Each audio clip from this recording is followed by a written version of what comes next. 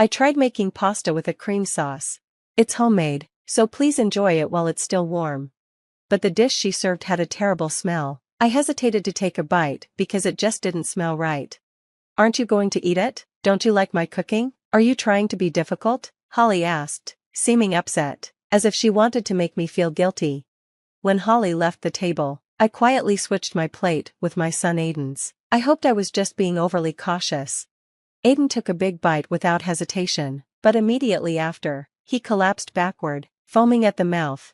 Aiden, what happened? Why did he collapse? I realized then that Holly had deliberately tampered with my plate. Before she could pretend to act innocent, I knew I needed to get back at her. My name is Susan, and I turned 62 this year. After Aiden got married, it was just me and my husband left in a quiet house, and I missed the lively noise.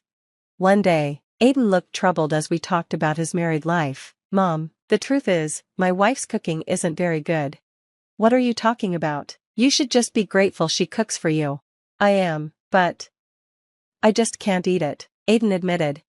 I scolded him for complaining, but it was odd. Aiden had never been a picky eater and always enjoyed food. This wasn't like him. Come have dinner with us sometime, I suggested. Really? Thanks, Mom, he replied, his face lighting up. I thought it would be a nice way to bond with his wife, Holly. But Holly's actions would soon shock me. A few days later, Aiden and Holly joined us for dinner. My husband and I had a lively evening with them, enjoying the time together. I hope you like the food, Holly, I said. It's delicious, she replied, smiling. Aiden always says how amazing your cooking is. I'm lucky he has such a talented mom. I felt flattered by Holly's compliment. Then Holly added, I made something special for you, too. She placed a large container on the table. Holly, what did you make for us? I asked. It's a French dish called quiche, she said confidently. Holly opened the container to reveal a dish that looked somewhere between an omelette and a pie, but the smell was horrible, and I couldn't help but cringe. The surface was burnt, and the inside was a gooey, undercooked mess with a fishy odor. You just mix the dough and bake it, so it's easy to make, Holly said confidently. Oh, is that so? I replied. Should we reheat it? It's delicious cold too, so it's fine, Holly insisted. I had no choice but to try it, so I nervously picked up my chopsticks. The dough looked undercooked and lumpy, which made me hesitate. My husband noticed and quietly put down his chopsticks without taking a bite. Aiden stayed silent and didn't eat it either. Oddly, Holly didn't touch it herself. Aren't you going to eat it, mother-in-law? Holly asked. I'm sorry, but it seems a bit undercooked. Could we reheat it? I asked carefully, hoping she wouldn't be offended. But Holly frowned. I tried to choose my words gently, but she still seemed upset. Never mind, she snapped, slamming the container on the table. I didn't expect to be treated like this just for bringing a dish. Do you think you can act like this just because you're good at cooking? Holly, calm down, Aiden said. Before you complain to Mom, don't you think you should at least try it yourself? It's easy to make, so I don't need to taste it, Holly argued. Why aren't you eating it either? How can you serve food to others without trying it yourself? He asked. Just give it a taste. Although I didn't mean to cause trouble, the situation had become awkward. I tried to calm things down, but Holly stayed angry and laughed bitterly. Aiden apologized and went after her when she left. In the now silent dining room, I put my head in my hands. If this keeps up, she'll think I'm just being difficult with her, I sighed, looking at my husband. I glanced at the leftover container and wondered what to do. It's not that I think I'm a great cook, I thought to myself. I'm just average. I just want to find a way to get along. I thought about suggesting that Aiden make his own meals sometimes, but I didn't want to hurt Holly's pride. He's my son, but it's not my place to interfere in their household. After talking it over, my husband and I decided it was best not to get involved too much. But, strangely, Holly started visiting our house often. Mother-in-law, will you make us lunch? She asked one day. And could you put dinner for Aiden in a container to take home? The next day, Holly showed up again, this time alone and with empty containers. She wanted me to make lunch and dinner for her and Aiden. Surprised, I asked her if something was wrong. Aiden seems to prefer your cooking, so I thought I'd ask you to make our meals from now on, Holly said. That's a problem, I replied. Why don't we cook together?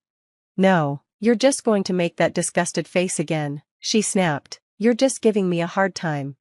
I was lost for words. She had already decided that I was a terrible mother-in-law, and no matter how much I explained, she wouldn't listen. Cooking wasn't hard for me, but doing it every day for a daughter-in-law who didn't like me was becoming unbearable. I thought about teaching her a few simple recipes, but she refused to learn. "You're good at cooking, so just make the meals for us, and please take care of tomorrow's meal too," she demanded. Despite trying to explain, she only became more demanding each day. On days I refused, it seemed like she bought prepared food from the grocery store. Aiden didn't mind eating it and didn't say anything about it, but Holly started complaining when he ate at our house.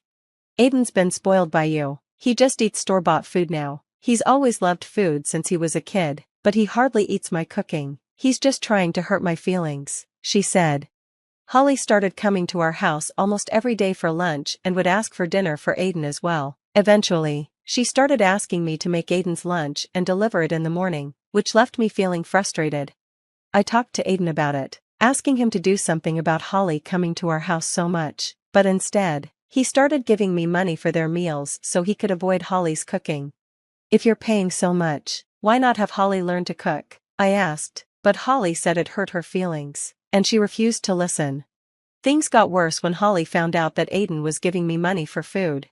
"Why are you paying your mother? Is this supposed to be an allowance? I didn't hear anything about this," she yelled. "It's because you're making my mom cook for us," Aiden explained. "What's wrong with paying for our food?" "Well, it's because you don't eat my cooking. It can't be helped," Holly shot back. We tried many times to talk things out with her, but no matter what we said, she wouldn't listen. She insisted that not eating her cooking was a form of harassment and that we were trying to put her down. Eventually, I decided I wouldn't cook for them anymore, which seemed to settle things, but Holly still wasn't happy about it. I didn't want to get involved any further, so I told them they would need to resolve the issue themselves. A few weeks later, Holly came to our house again on a quiet afternoon. I tensed up when I saw Holly at the entrance, but this time, Aiden was with her. "I want you to teach me how to cook," Holly said. She finally agreed to learn. "Please, just this once," I replied, relieved that we were finally making progress. I led them to the kitchen, thinking everything would work out.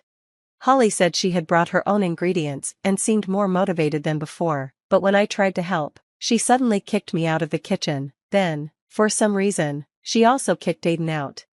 We exchanged worried glances, but Holly said, "I can't concentrate if I'm not alone," and refused to listen. A few minutes later, she called us back to the living room. She had made pasta and served it to us. It seemed like it wasn't cooked for long enough, so I tried to check in the kitchen, but Holly stopped me.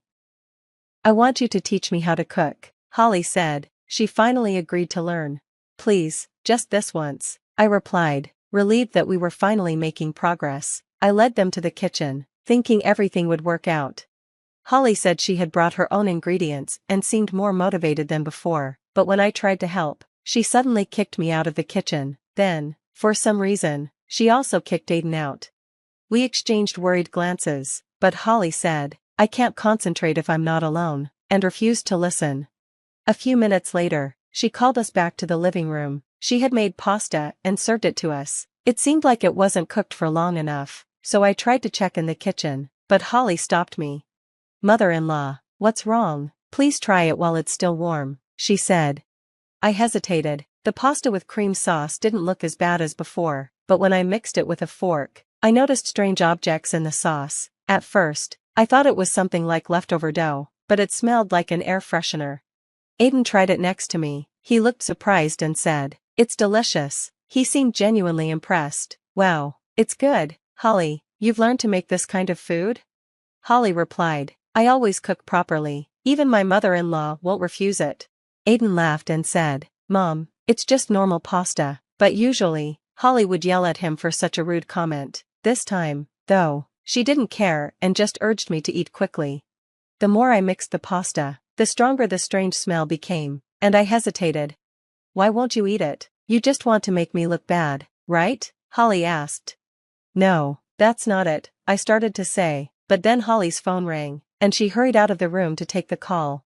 I took the opportunity to ask Aiden to secretly swap the pasta. He happily started eating the second plate, but suddenly, he flipped backward and collapsed, foaming at the mouth. I screamed, "What happened? Why did Aiden collapse?" Holly rushed back to Aiden's side as I called for an ambulance. She looked confused and asked, "What happened to Aiden?" Aiden was taken to the hospital, and my husband and I joined him. We felt a little relieved when we saw Aiden lying in the hospital bed, but Holly, still acting confused, asked, "Why did Aiden collapse?" Before we could say anything, she pointed at me and said, "It should have been you. Did you force Aiden to eat it?"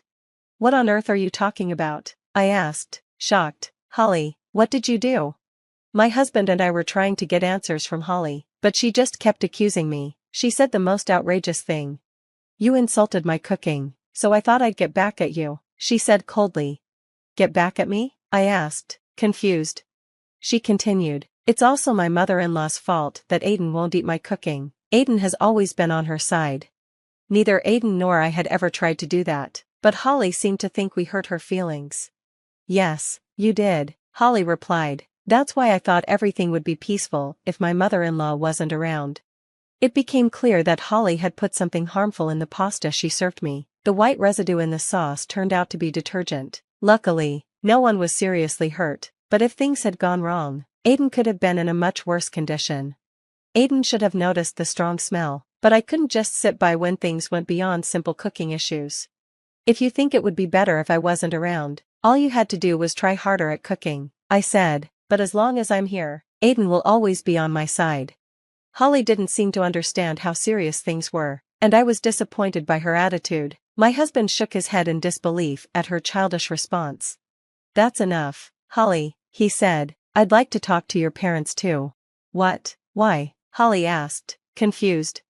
"Because talking to you doesn't get us anywhere," my husband replied. After Aiden recovered and was discharged from the hospital, we arranged a meeting with Holly's parents. Even though she was very reluctant, I called her parents first to explain the situation. "I deeply apologize for the tremendous trouble our daughter has caused you," I said. "Oh no, it's something my mother needs to apologize for," Holly's mother, Kate, replied. "That's right, it's my mother-in-law who should apologize," Holly added. Every time Holly spoke, her mother gave her a stern glare, making her lower her head. Kate's strict attitude made me wonder if Holly's behavior was a result of her upbringing. "We'll cover the medical expenses," I said. "If there's anything else we can do to make amends, please let us know." "Stop it, I'm not paying anything," Holly snapped. "Holly, can you tell me why you did such a thing?" I asked. As she did in the hospital, Holly blamed me, saying that Aiden only ever took my side. "I didn't force Aiden to side with me," I replied. "I just took over cooking because you wouldn't do it." At this point, I had had enough. I showed Kate a photograph. "What's this?" Kate asked, looking at the picture. "This is a dish Holly brought to our house," I explained. "She says it's called quiche." Kate stared at Holly in shock and began scolding her harshly. Holly tried to make excuses, but Kate didn't let her off the hook. Holly lowered her head in silence as her mother continued to lecture her. We didn't even have a chance to speak. Eventually, Holly admitted everything. She had believed that if Aiden kept siding with me, he would eventually expect her to take care of me. So, she thought if she could get me hospitalized, Aiden would no longer feel responsible for me. I was stunned by the ridiculous logic. "I'm sorry, but I can't continue our marriage after something like this," Aiden said. "What? It's not my fault. You shouldn't have taken your mother's side," Holly argued. "You be quiet," Aiden said. "You could be turned over to the police for this." At the mention of the police, Holly turned pale. Although there was some trouble with compensation and hospital fees, Kate promised to make Holly pay for what happened, and the situation didn't escalate further. Holly acted immature for a while, but she seemed to feel down after Aiden told her, "I can't be with you anymore." I later learned that Holly's parents, who she claimed she didn't get along with, were actually professional chefs. Holly had been scolded by them for her unorthodox cooking ideas. After getting married, she started cooking however she wanted without any guidance. Aiden told me that her parents were furious, especially her father, who we didn't meet during the discussion. He was so angry that he began teaching Holly the basics of cooking in a process he called bridal training. This made me realize that I needed to teach my son basic household skills too. Aiden, while enjoying having someone cook for him, started making simple dishes on his own. He even asked me to teach him how to cook, and sometimes he comes over to cook meals with me. For some reason, my husband also became interested in cooking, and the three of us now enjoy cooking together. Sometimes, I let them handle the cooking while I relax.